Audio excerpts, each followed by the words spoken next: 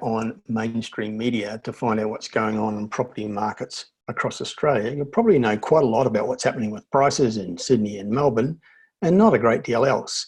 And you'll probably believe that certainly in the first, say, 7 or 8 months of this year, that Australian property prices, as they like to describe them, have been falling and recently have started to recover.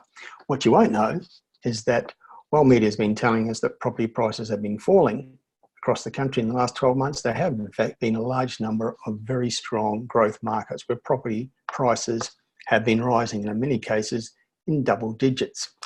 There's this rather unhelpful obsession amongst the major media organisation of the country with the two biggest cities to the exclusion of the smaller cities, and of course regional Australia doesn't exist at all. The reality is that the best areas of Australia in the last 2 years, in fact, for property price growth have been all out in the regions. We've just done our quarterly survey of every town and suburb in Australia, where we look at property price trends and also sales activity trends for every town and suburb in the country. We do this for our quarterly report known as the Price Predictor Index. And what we know to be true is that in the last 12 months, the top 3 locations, the top 3 market jurisdictions in the country for price performance have all been in the regional areas. What we do is we look at what percentage of locations in each jurisdiction have had growth in their median house prices in the last 12 months, and we rank them accordingly. Now, the rankings by that basis are: number 1 is Tasmania, number 2, regional Victoria, number 3, regional South Australia. Then we have Adelaide and Canberra at 4 and 5, regional Queensland, number 6. So 4 of the top 6, including the top 3, on price performance in the last 12 months anywhere in Australia have been regional areas.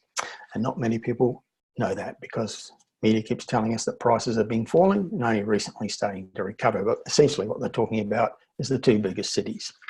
The best places to buy in Australia for price growth, for affordability, and for the best rental yields, mostly are in the regions outside the capital cities. And we've just published the new edition of our National Top 10 Regional Hotspots report. And it's the one that tells you what we think are the best 10 locations right across regional Australia to buy where there's affordability, good rental yields, and strong prospects for capital growth. That's the important one. There's no point in just being cheap if there's no growth and prospect, but these are all areas that have strong local economies that are going to be driving property markets and creating price growth.